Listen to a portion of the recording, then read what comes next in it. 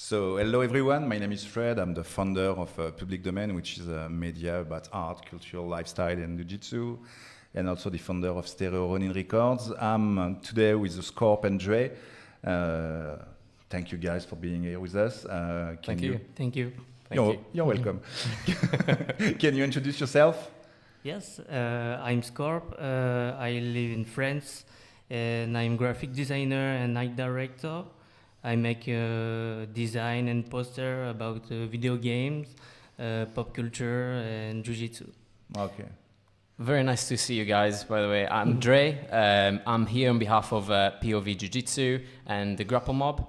I'm also a graphic designer.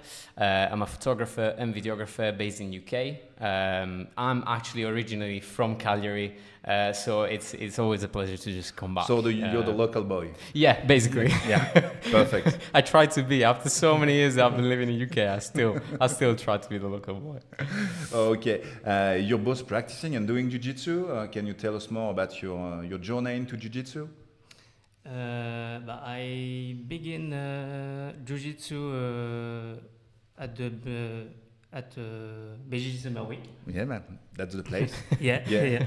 4 years ago. Yeah, because Skorp is one of my art Yeah. director, and he went with me like 4 or 5 years ago, and he never did jiu-jitsu back then. No. He And don't I know did my what first it was class about. with Michel Nicolini. Yeah, and he did, and he did the his first class on the last day, last class of the last day, and it was with Michel Nicolini, and he loved it. And since that time, so like 3-4 years ago, you're And practicing. now I'm blue belt. Blue belt, okay. And you, Dre? So I've been into fighting for my whole life.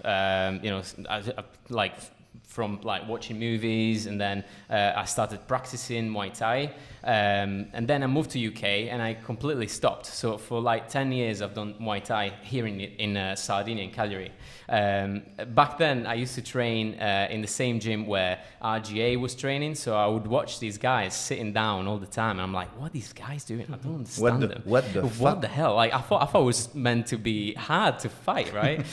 These guys are sat down with the back against the wall and stuff. And like when I moved to UK, I thought, do you know what? Maybe I could just start to understand what they were doing.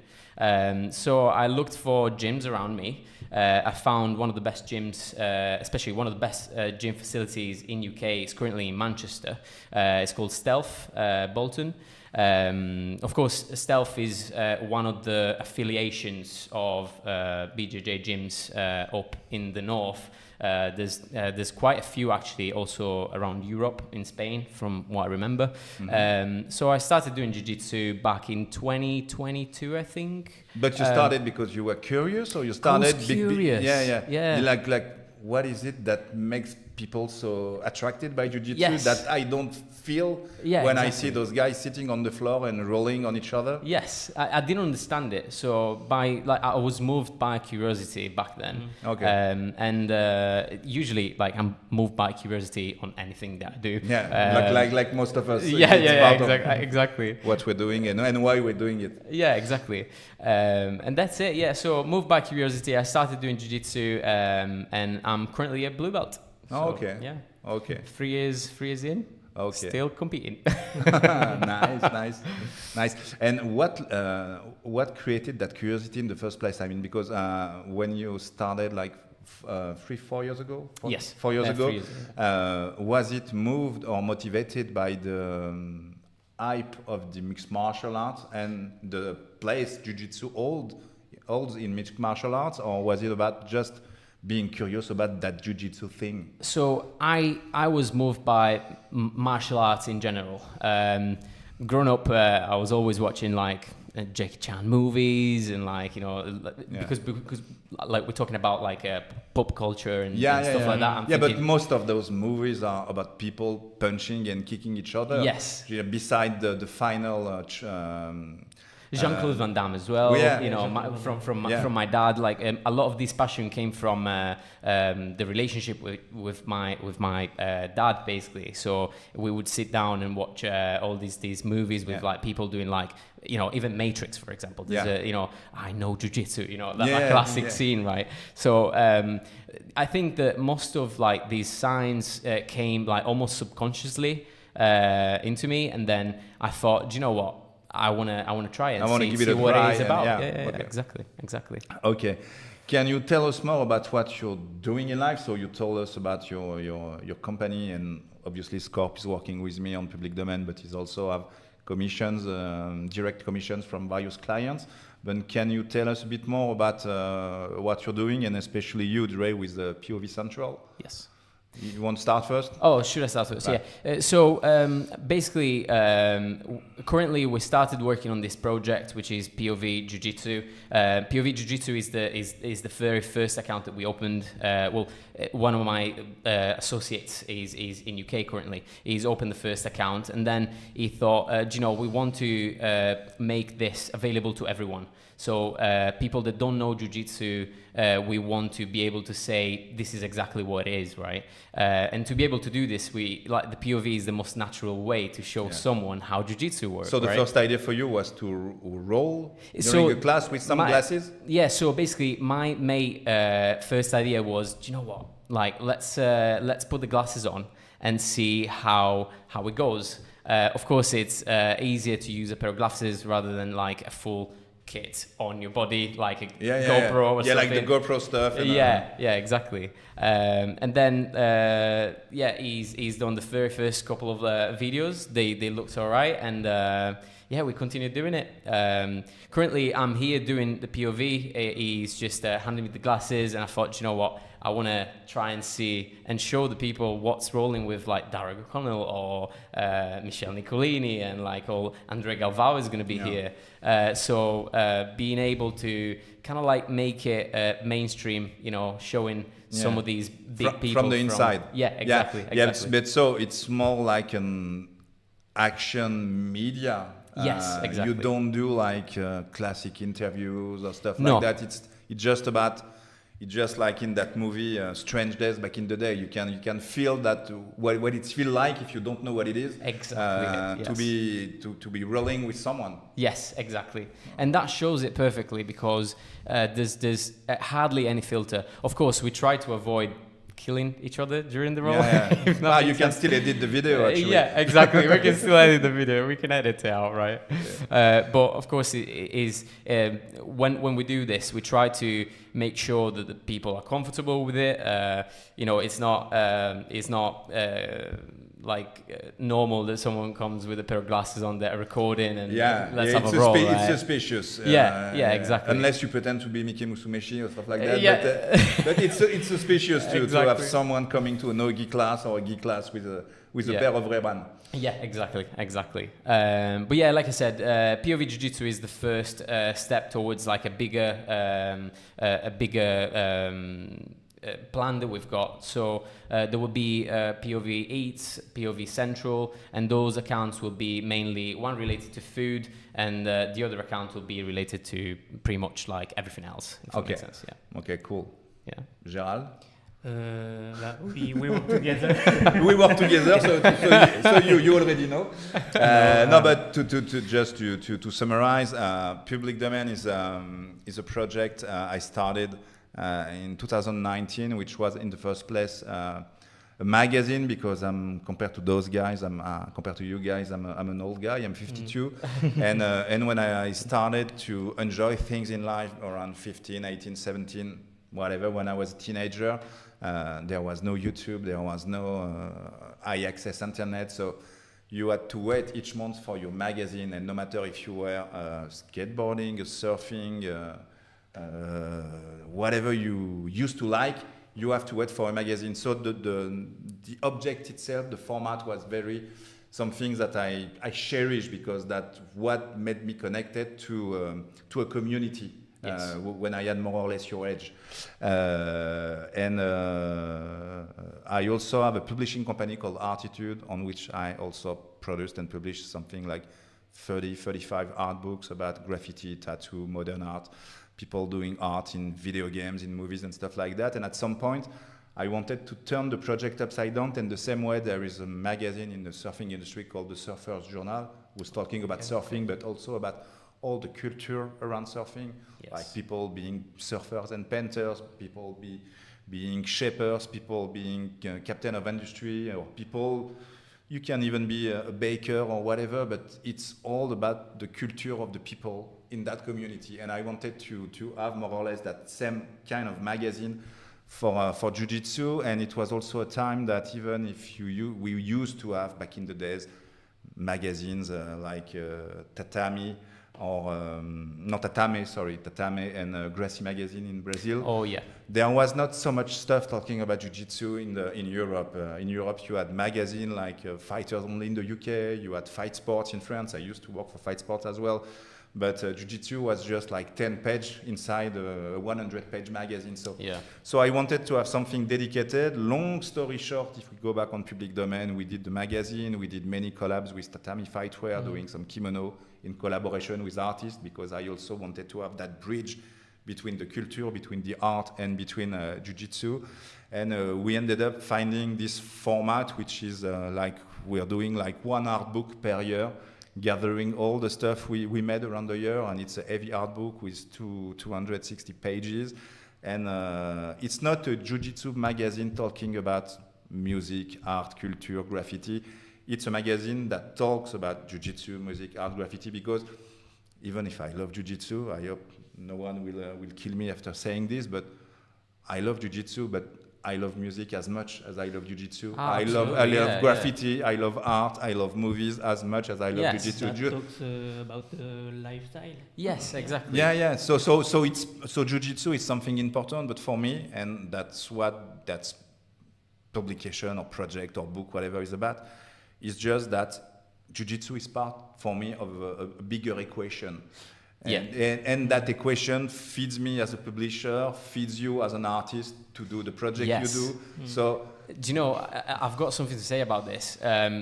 It moves you so much that you want to do things for almost like art for art's sake, if that makes sense, right? Yeah. Like you don't need to get something out of it because you getting your project out of there. You know what I mean? So it's I totally understand that, and I'm fully with it. Yeah, but I hope nobody is watching, and don't tell, but I'm doing the book for me in the first place.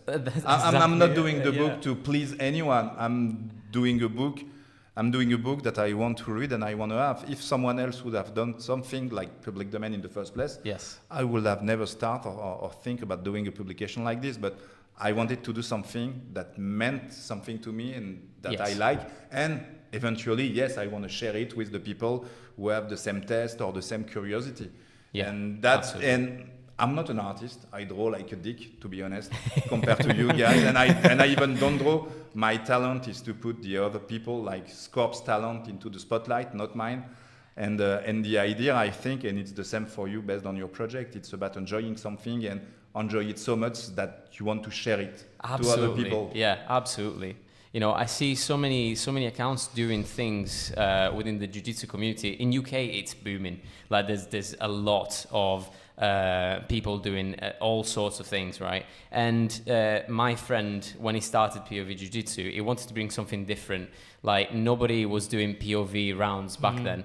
And you know, the more things we add to the culture, the more the culture will just be for everyone, because eventually it'll be more relatable to people that you know are not necessarily relatable with fighting, right? Yeah. At the end of the day, it's about fighting. It is. You know? It is, and it's all about fighting, and it's about also, and that's the exciting part, I think, for us about creating bridge with stuff that's not supposed to get along together. Yes. So you both worked on jiu-jitsu projects. So first, Drake, can you tell us about the collab or the stuff you did in that specific industry?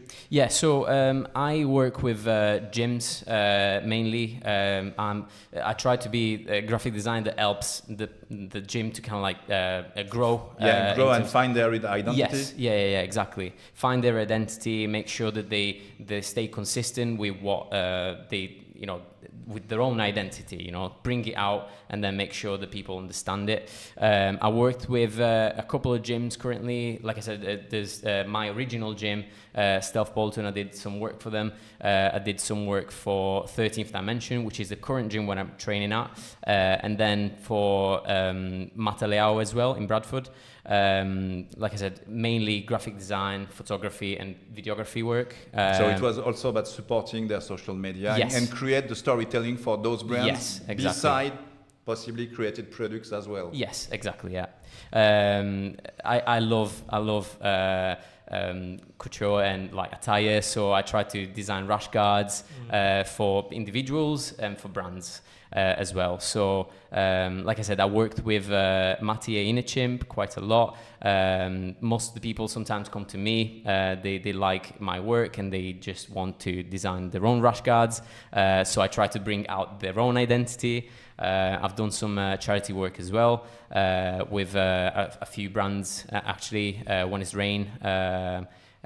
It's a UK-based brand basically, and they produce kimonos and rash guards and kits and T-shirts, and I love a T-shirt as well. Like I personally like love having like so many T-shirts, so many different designs and stuff, and yeah, like trying to kind of like collide all these little things together. At the end of the day, I'm basically becoming a full-time like jiu-jitsu and design and video photographer guy. Yeah. Cool. So. And Skorp, what about you? We, as we said, we work with. I work with public domain, so Like, don't bother me. I'm not here to talk. Yeah. But I work with tatami fightwear. Well, yes, we did several stuff at Tatami, and we have a collab coming in with the Bosozoku-gi and Nogi set coming, I think in October. But you also did some design for your first academy.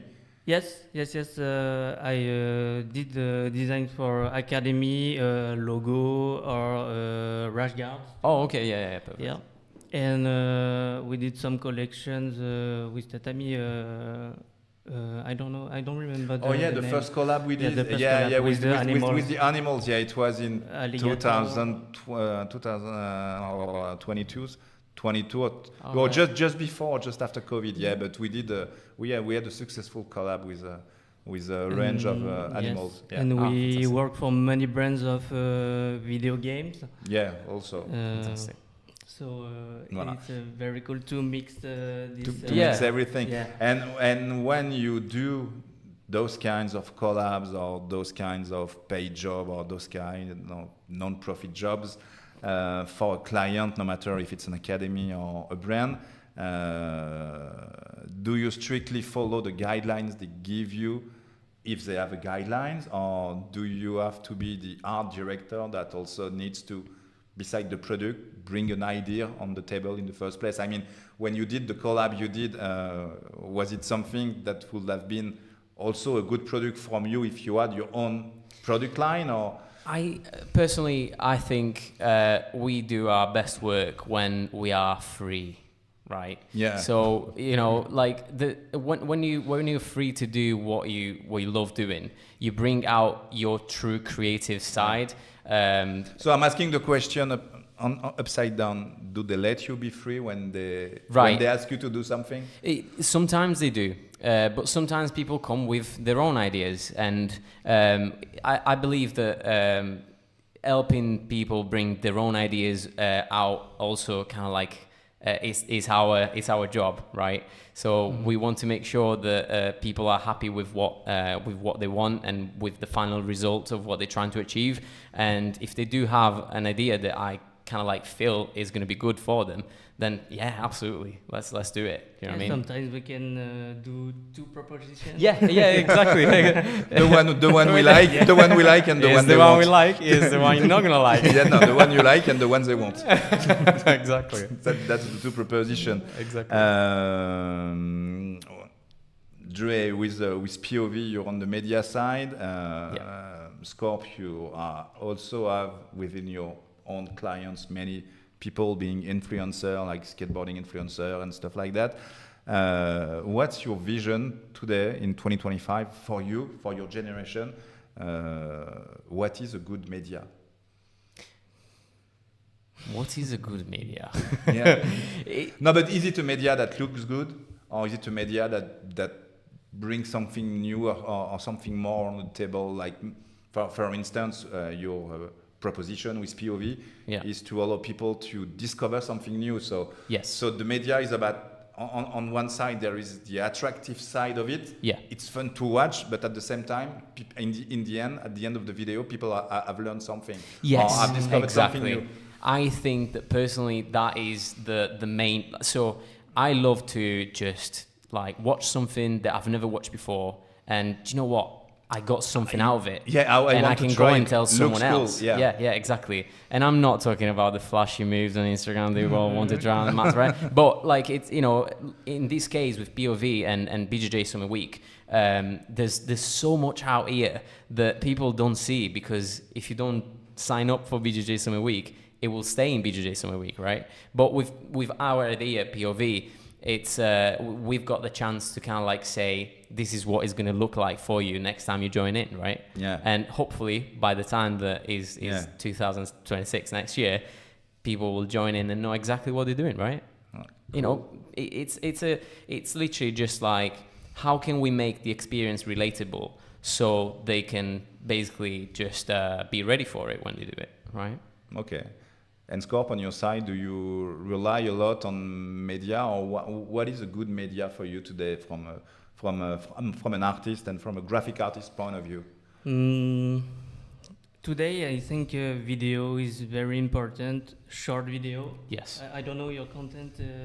Is it short video? Yeah, it's a short video, literally just like short and 2 minutes. We try to stay away from like doing more, because like attention span, especially on social media, it's just especially if you're on Instagram. If you're on YouTube, you can still have the opportunity to watch it on your TV. But if you're on social media, you need to be quick, short, and efficient. Yes, exactly. But I think it's important to show the process and your setup, to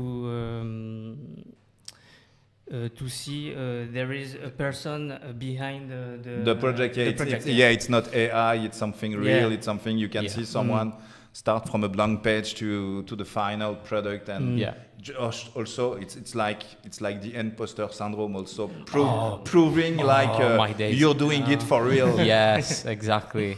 This thing about imposter syndrome is just.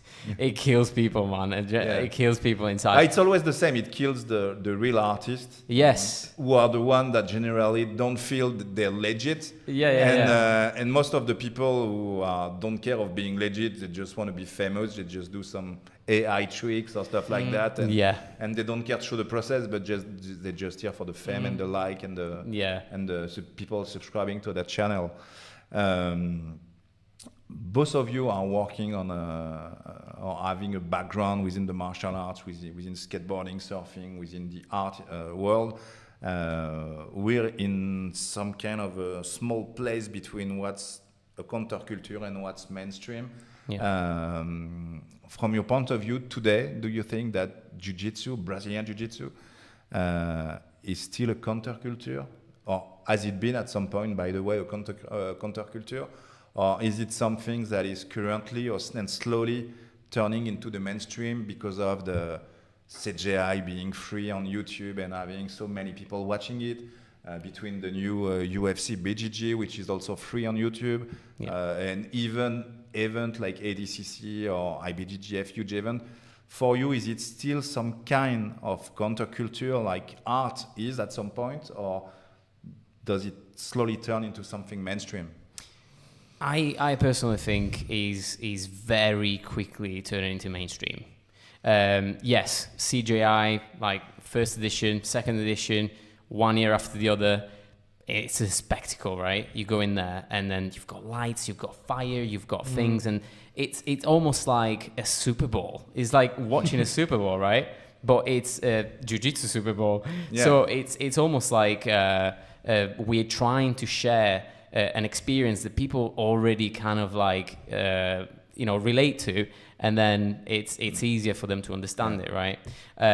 So I also really like the fact that we're mixing it up with like the street culture, and with lots of brands that are doing things like yourself guys, like public domain, like editorial work. It's like almost like a trasher magazine for jiu-jitsu, right? But of course it's more like just one a year, so there's a lot more work into it. But that's a fun fact, because I used to be the French publisher of Trasher magazine for 6 years. No way. So at some point there was there's a bit of Trasher magazine, not in the outline, but the way it's done and the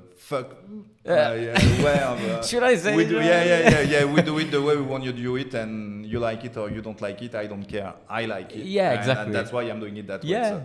So I love that. Like, Yeah. right. So I come from that kind of background. Like, I've always been into skateboarding, graffiti, and all that sort of stuff. I've done art school as well. I try to not listen to all the people that say, "Oh, you can do anything after that." You know, I'm like, do you know what? That's not the point. Like, I want to do something that I like doing and I love doing.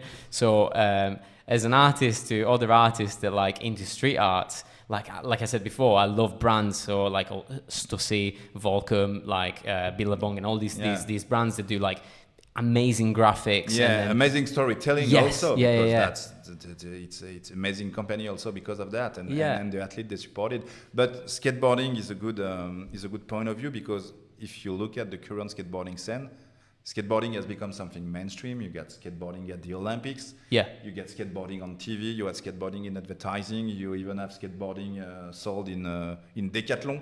And honestly, they are doing some very good skateboard, by the way. Are they actually? Yeah, it's pretty recent. They have a new brand called Decathlon Skateboarding. It's pretty decent. But bottom line, the skateboarding has divided into two scenes. Yeah. The guys that are still reading Trasher magazine and that still believing that it's ride or die stuff, and they don't want to listen, or even some of them didn't want it to go to the Olympics. And on the other side, there is the pro skating, the pro skate, and the skateboard for everyone. And do you think that at some point there will be that cut also in jiu-jitsu, like having some people that want to keep that core and original thing, which is maybe more related to the art side itself instead of the sport itself, and you will have the sports and televised jiu-jitsu. Yeah. Do you think it could, like in skateboarding, collide into two sibling stuff that from time to time can get along together? I think so. Right. So it's a generational thing, right? So it's going to be about choose your side. Yeah, exactly. And I love that, because it's almost like, like you've got Star Wars, right? You're either a Jedi or a Sith, right? Yeah. So that's the kind of feel that I've got about it. And I think that there will be like almost like a collision like between the two sides, right? And I love that idea. Yeah, but the good thing is good analogy. It's going to be mature enough that to have two sides of jiu-jitsu face to face, still be able to live. And if you want to do jiu-jitsu for the art itself, or for what it brings, or if you want to do jiu-jitsu because you're a competitor and it's just about points advantage and looking for that, there will be markets, because at some point it's about money. So there will be market for both sides. Yes, I think so. I personally think that jiu-jitsu markets itself in one way, and then the people that do jiu-jitsu market jiu-jitsu, if that makes sense. I hope that makes sense. Basically, it's like jiu-jitsu is an art in itself. Like we do it on the mats. We do it by also wearing, things that represent us as well. So if we feel like we are representing what we love, then we're kind of like advertising it in one way. And you can make T-shirts of it. You can make rash guards. And you can say messages, right? As we said, this afternoon we can bring some patch on the do the custom side. Custom side. Yeah. There you go. But for you, the same way we talk about skateboarding with Dre, for you it's the same. It's like in the art industry. If you talk about the graffiti scene, for example, you have some people who are happy to have their art in gallery and sell this art at an expensive price to rich people. And on the other side, you have the true vandals, the true graffiti artists who don't want to betray themselves in becoming some kind of circus artist and being in some art gallery or being in some magazine, and they just want to continue killing a trend or killing a city, and it's not about fame and money, it's just about the pleasure and the sake of doing it. So on the art side, it's the same. Yes. I think it's, you must, as an artist, you must love your art, and you must love the process in the first place. And I think you know, in one way, jiu-jitsu is just, it's an art in itself, like I said before. And once you're an artist that you're trying to kind of like propose your work, it's a process in itself. You know what I mean? It's sometimes you just want to do something that you like and you like to see, and you know, eventually, if people, it's like Banksy, right? Like Banksy just pops in, does his thing, and goes. Like, this is what I'm saying. But in between things, he's getting a lot of money. So so he can also afford doing merchandise, but right? Yeah, but even before being famous, he was already processing like this. So that's right. What are for you the best, not best brands, but the based on your arte point of view and do-it-yourself point of view? What are the brands or the project from selected brands you like the most? For example, I'm working with Tatami, so I like what I'm doing with Tatami, but I recall collabs from brands like Vital, like 5 or 6 years ago. They did a collab with a shaper, with a longboard shaper in the US. You have collabs between, I don't know, Hyperfly in the US with some major brands like the NBA. Oh, yeah. With some Japanese animation, with Jujutsu Kaisen, Naruto. We can see more and more collabs like this in the industry. From various brands, you have all the collabs from Albino Preto, from the U-Tank, Star Trek, the Nike SB collab. With, that's amazing. It's a shame they did not make the gi. They just did the shoes. Yeah. They showed it, or like they showed some sorts of things. Yeah, but I'm glad because we will be the first to release an official skateboarding collab with a gi brand in 2 months with Tatami. Yeah, we have a collab with the OG skate brand called Edge Street Skateboarding. Yeah. So, but do you recall collabs you like or gi you missed? For example, I love Scramble also as a brand. I love Scramble, right? And the gi they did back in 2015 or 16, the Warriors gi. Based on the movie. Yeah. I missed it back then, and that's a unicorn I wanted to have. Yeah. So do you have project like that, or you missed, or you recall, or you really liked? Personally, I love the brand Sunday Grocery. It's Korean brand. Korean brand. Yeah. I love. But you don't need to be. You don't have to be chubby. They are stopping at A3. There's no chubby Korean, obviously. If you're looking for A4 or A5, you will never find something. But yeah, they have a cool design. It's all based around food, like grocery, and it's very original. Yeah. The concept is very nice. The question is, will they last? Will they find enough fruits or enough recipe to be able to duplicate it around time? But so far, it's very exciting what they're doing. So I really love what like Progress is doing. Of course, it's a huge brand, and it's based in Manchester as well. Yeah, so it's a UK brand. It's a UK brand. I've had the chance to like meet the guys, and they're all super sound. Honestly, they've got so many like athletes as well that they do collabs with. There's one friend of mine called Chanel. She's again like another graphic designer. Like I try to surround myself with people that do these kind of things, because you know that's the whole point. Like, you know, we are a community, and that's my ideal kind of like space. And she does quite a few cool designs with Progress. Of course, I love like Scramble, like, you know, all the stuff that they do. We talked about Whiskey Wolf. Whiskey Wolf is again, Rich is doing amazing stuff. Amazing stuff. Like he's one of the most authentic artists based in UK that I've like pulled my eyes on work, you know. So and it's funny because it's also from time to time that these small brands that are pushing boundaries, because 2 years ago he started to do trading cards. Just for fun, guys. And I think the idea is amazing from a collectible point of view, from a collector point of view, and just for the love of the original object. That's pretty cool. I also like a lot, based on its DNA, Vanguard in the US. Oh, Vanguard, with the denim gi they did. And that's cool because that's always people from other horizons than jiu-jitsu. It's not people that grew up doing jiu-jitsu. Yeah. It's people who discover jiu-jitsu at some point in their life where when they already have a background on something else. Yeah. Creatively, artistically, they are from other art scenes and they are mixing it and blending it into something that bring new project and new product. Innovative stuffs actually. Yes, and there's lots of brands. There's like Freshly Baked now. Have you seen them? Honestly, I love the logo. I don't know what they're doing. I never seen a product, but I saw a few logos on people I'm following on Instagram, and I say, love the stuff. I'm so jealous. That's a nice name and that's a nice logo also. Yeah. And I know the guys. I'm going to be doing some work with them at some point next year. So what are they doing? What are they doing? They're doing so Freshly Baked. They do mainly like fightwear. So they've got like gi sets. No gi sets. They've got t-shirts. They've got like accessories as well. So like I love socks. Like it's one of them things. I love socks. So that's a market. It's a great market as well, right? Embroidery market for socks. It's insane. It makes like it adds value to the product, right?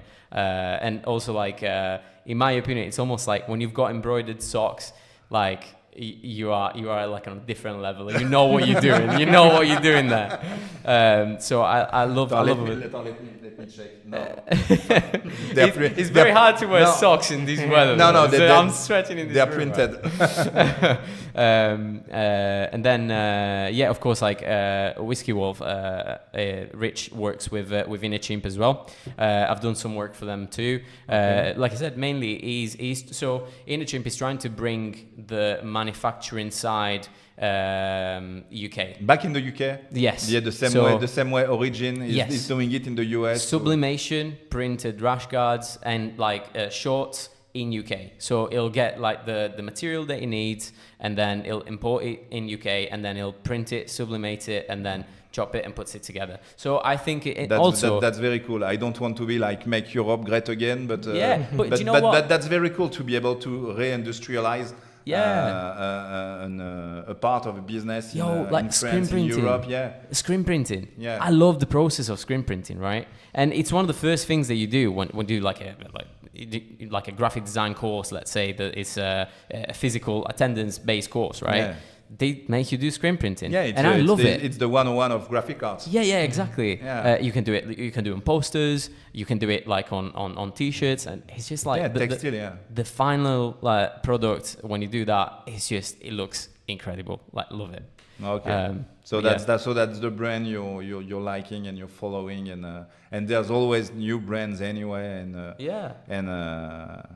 and one small question for people that who are aspiring artists and will look at the two of you with loving eyes, but do you make a decent living doing what you're doing, especially in that entertainment or sport industry? I'll let you answer the question. Can you traduce me this? Non, mais est-ce que aujourd'hui, en faisant que ça et sans bosser à côté, t'arrives à en vivre décemment? Yes, but the first year it was difficult because we can't know. Well, you don't know the client. You don't know what to sell to sell it to whom. What's the price? What with the pay in 3 months, 6 months? You don't know about the future, but on the bottom line, you're not working elsewhere. You're not working in a factory. You're not working in a supermarket. I do have a second job. I've got to be honest about this. Without it, I couldn't do what I love doing. I think that you need to make sure that you are okay to be able to have your mindset set and free to do what you like, right? So having a second job, like, it just enables it. But one day, eventually, I will be free, you know. But you had the second job before starting your art career. Yes. Oh yeah, so Well, it's not something you were forced to do at some point because No, there was a no. lack of money. Yeah, so it's so basically I've always done graphic design as my main job in UK. Of course, like when you move to another country, you need to kind of like introduce yourself into, you know, the new spectacle, right? Yeah. So I've had to do jobs that like weren't necessarily related to graphic design or art in the first place, but the moment that you start understanding the system where you're in, then eventually you kind of like try to introduce yourself into different kind of industries. So I studied multimedia design, so all sorts of things, right? So graphic design, video editing, all like, you know, all this sort of stuff, photography, anything, right? So anything media related. So at some point I was working as a UX UI designer. Do you know? So it's, yeah, but it's still in the same it's field. in the artistic Even type if of it's thing, large, right? Yeah, you're not selling socks at No. at Macy's. Not yet, or not yet, right? Not yet. Yeah. Okay. But like at the moment, I do like, I decided that working for big brands that like are asking me to do things that I'm not necessarily like related to, or I don't relate with, I just don't think it works. So I decided to just go physical job. Like, you know, I just went straight in, and I currently work in a depot moving milk. Yeah. You know, so so I think like these kind of things you need to do to be able to say I'm still part of a culture that I love doing because I want to be part of it without necessarily being kind of like put in a box and you can't do anything else outside of that box. Does that make sense? No, but that makes sense. I have my company for 23 years, and even if we do all the stuff you saw us doing on social media, a couple of years ago, I also started a music label for a client, which was fortunately for me a video game company. But I had at that point of my life, I needed to have something else to pay the bill, or not even to pay the bill, but to make me feel good and cool about my house, my kids, my dog, my life, and being in a good mentality to be able to continue on doing what I love doing. Yeah. So that's the same. Yeah, exactly. So be ready to maybe find a job. I don't have children. You don't have children? No. Okay, but that's a good job. That's a good job, bro. That's a good job, to be fair. Okay. And I'm still your boss anyway, so if at one point you have some money issue, I might be the first one to be aware of it. Yeah. Okay, perfect. Oh, fantastic. So, guys, it was a pleasure talking to you. Maybe it's time to grab a beer. Yes. Because it's very hot in the studio. It was very cool to have you two today. For those interested, you can follow them on social media. They have Instagram pages and maybe other pages as well. So check POV Jiu-Jitsu. POV Jiu-Jitsu and the Grapple Mob. Okay, and Skorp Drawings and publicdomain.paris and Stereo Ronin on Instagram. Fantastic, Voilà. guys. Thank you you. so Goodbye. much for Merci. All right. Goodbye. Merci. Ciao. Ciao. Ciao.